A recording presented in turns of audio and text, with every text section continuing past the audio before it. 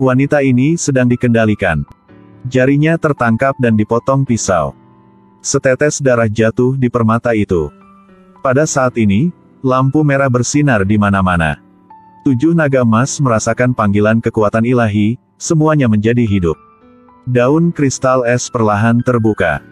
Secara bertahap mengungkapkan hati berlian yang brilian. Batu ini milik Qin Shi Huang.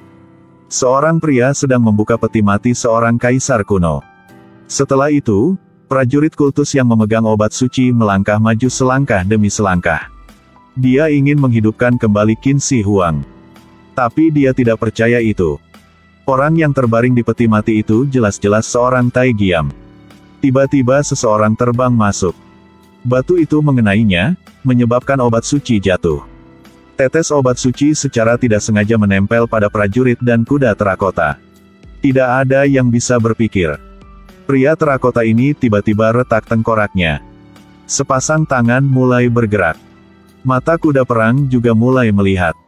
Ini seperti kembali dari tanah lava cair. Kuku kaki besi yang diinjak-injak di tanah perlahan bergerak tidak normal. Tidak ada yang tahu apa yang terjadi. Cuman melihat tangan manusia terentang. Detik berikutnya. Ternyata, ini Qin Shi Huang. 2000 tahun yang lalu. Qin Shi Huang menyerbu kemana-mana. Buku-buku yang terbakar, memprovokasi Konfusianisme, memprovokasi dunia. Bangun tembok besar China selamanya. Daoshi juga mengajarinya seni 5 elemen. Qin Shi Huang menjadi kaisar pertama yang menyatukan Tiongkok. Bahkan dengan kekuatan seperti itu, nasib hidup, usia tua, penyakit dan kematian tidak dapat dihindari. Untuk keabadian, si wanita Daoshi menemukan metode yang telah lama hilang untuk umur panjang raja. Tapi kemudian, dia membuat keputusan yang paling disesalkan dalam hidupnya. Pertama, menggunakan 8 kuda perang. Bunuh orang yang dicintai Daoshi wanita. Setelah itu, dia menggunakan pedangnya untuk menikam Daoshi wanita. Pergi ke dunia bawah dan temui Guo Ming. Qin Shi Huang berdiri di benteng melihat ke bawah. Dia tidak tahu itu. Dia sendiri sombong sepanjang hidupnya. Sekarang mati di pelukan seorang wanita. Lumpur mulai mengalir dari sudut mata Qin Shi Huang. Secara bertahap menyebar ke seluruh tubuh, semakin banyak. Lumpur keluar dari mulut. Kutukan menutupi seluruh tubuhnya, api menyebar dengan kuat ke seluruh tubuhnya. Tidak sampai dia menjadi tentara terakota dia berhenti. Lalu seperti yang diharapkan. Semua prajurit berkumpul di bawah tempat latihan. Matanya juga mulai dipenuhi pasir. Menjadi tentara terakota. Daoshi wanita terluka parah, dengan cepat pergi dengan menunggang kuda. Sebelum pergi, dia menasihati semua orang. Jangan pernah angkat kutukan pada tentara terakota ini. Jika Qin Shi Huang dihidupkan kembali, dunia akan berada dalam kekacauan. Lagi pula, apakah mungkin untuk mencampur makam Qin Shi Huang? Menegaskan bahwa itu tidak dapat dicuri. Jika mereka masih melakukannya dengan sengaja, mereka akan menjadi seperti pria ini. Diburu oleh hujan busur dan anak panah, akhirnya menjadi landak. Dia dikejar oleh yang ini juga. Hanya tidak memperhatikan, mereka akan kehilangan kepalanya. Agensi ini sangat fleksibel. Jangan berpikir bahwa ini hanya kompas Feng Shui kecil. Menuangkan sedikit air dapat menyesuaikan arah, sebenarnya organ diaktifkan di bawah kaki mereka. Sedetik kemudian, Devil menghancurkan wajahnya menjadi tengkorak manusia. Tunggu sampai dia bangun. Dia segera menemukan ini adalah bagian dalam makam Qin Shi Huang.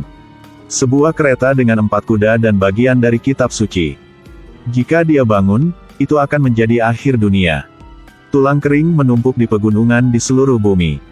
Semuanya adalah pengikut Qin Shi Huang. Di sisi lain, ayah Devil menjalankan misi. Kembalinya mata Dewa Tiongkok di Shangri-La. Konon, ada mata air abadi di dalamnya. Jadi kelompok orang lain juga mulai bertindak. Pada awalnya, keluarga Devil masih tidak tahu bahwa kelompok orang itu memiliki niat buruk. Ayah Devil masih tertawa dan bermain dengan harta itu.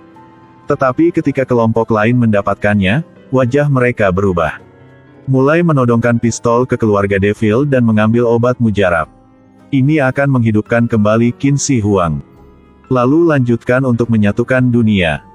Prajurit itu menangkap ibu Devil dan mengambil darahnya. Mata Tuhan mulai bergerak. 7 naga penjaga tak bertuhan juga secara bertahap hidup kembali memancar di sekitar. Daun kristal dibuka, di tengahnya adalah air mata air abadi. Mereka kemudian memaksa ayah Devil untuk membuka peti mati. Prajurit dengan hati-hati memegang air suci di kedua tangan secara bertahap mendekati peti mati. Tiba-tiba, Devil dan rekannya turun entah dari mana. Sayangnya, air suci jatuh pada prajurit terakota. Tapi yang paling tidak diharapkan orang adalah orang yang terbaring di peti mati bukanlah seorang kaisar tetapi seorang kasim. Dan prajurit terakota itu adalah Qin Shi Huang yang asli. Kaisar, aku datang untuk melindunginya. Aku dapat membantunya mencapai air suci. Jika kamu berani berbohong, aku akan membunuhmu kapan saja. Selanjutnya, sebuah kereta perang menabrak gerbang kota dan menyerbu ke jalan. Semua orang memandang dengan takjub. Gadis yang mengendarai mobil tidak bisa mengelak, jadi dia menginjak gas dan bergegas menuju dinding. Langit gelap dan cerah dengan kembang api. Qin Shi Huang mengendalikan kereta perang yang membawa prajurit yang melarikan diri. Putri Daoshi wanita memberitahu mereka. Gunung tertinggi di Himalaya. Ada mata air abadi yang disebut Shangri-La. Di mana Qin Shi Huang dapat menghidupkan kembali ribuan tentara perkasa. Jadi semua orang memutuskan untuk menyeberangi es sejauh 1000 mil. Untuk menghentikan Qin Shi Huang. Tapi senjata ini tidak bisa menangani Qin Shi Huang. Hanya melihatnya mengambil sebatang es. Tanah segera muncul garis duri untuk menghentikan mereka. Keras salju belum mendekat. Dihentikan oleh teriakan kaisar. Berlian ditempatkan di atas menara. Cahaya biru mulai bersinar. Itu Shangri-La. Devil ingin menggunakan petasan untuk meledakkan Qin Shi Huang. Tetapi seorang kaisar tetaplah seorang kaisar, selalu bertindak selangkah lebih maju dari yang lain.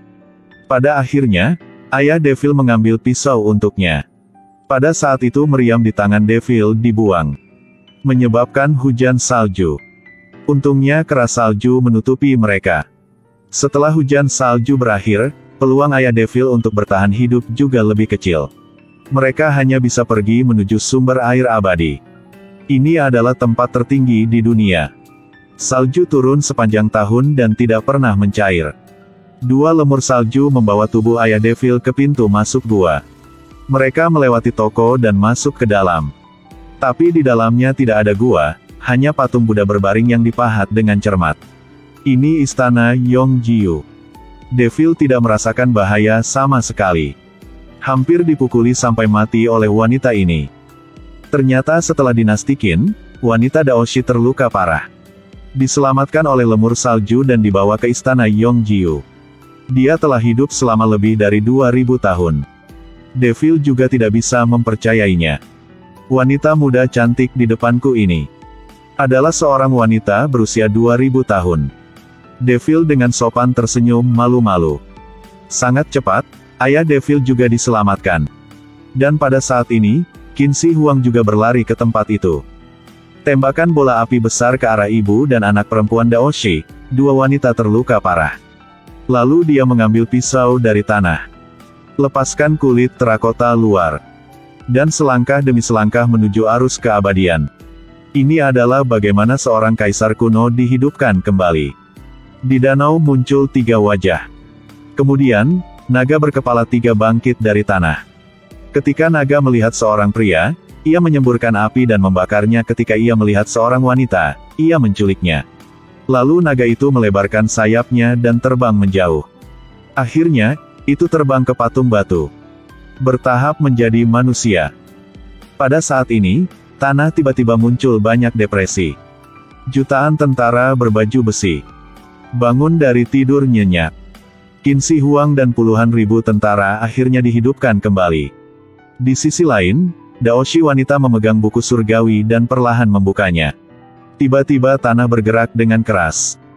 Kerangka kering yang tak terhitung jumlahnya mati secara tidak adil. Terbangun dari kaki tembok besar. Konfrontasi lintas abad lintas benua antara kedua pasukan, secara resmi dibuka. Meluncurkan panah, hujan panah jatuh melintasi langit. Kerangka kering jatuh satu persatu. Tapi mereka bahkan tidak hidup. Agar anak panah tidak membuat mereka takut. Terjadi huru-hara. Kedua belah pihak sangat agresif. Bahkan sekarang, ada manusia serigala, bergegas untuk melawan pesawat. Qin Shi Huang dengan cepat memasuki ruang rahasia. Mulailah menunjukkan 5 elemen. Pada saat yang sama, pasukan kerangka mulai tersedot kembali ke belakang. Tiba-tiba Qin Shi Huang marah. Dia melompat dan berubah menjadi monster besar. Ayah Devil juga sangat berani. Melompat ke punggung monster dari belakang dan menusuknya dengan pisau. Monster itu mengaum kesakitan. Ayah Devil juga dilemparkan ke cekungan batu bara. Qin Shi Huang kembali ke bentuk manusia. Mengayunkan pedang ke arah Ayah Devil. Tanpa diduga, pisau itu mengenai patung batu dan mematahkannya menjadi 2. Pada saat ini, Devil dan Ayah mengambil kesempatan ini untuk menyerang Kaisar bersama-sama. Tusukan ke jantung Qin Shi Huang. Kemudian seluruh tubuhnya terbakar. Mata dipenuhi dengan percikan api, akhirnya runtuh.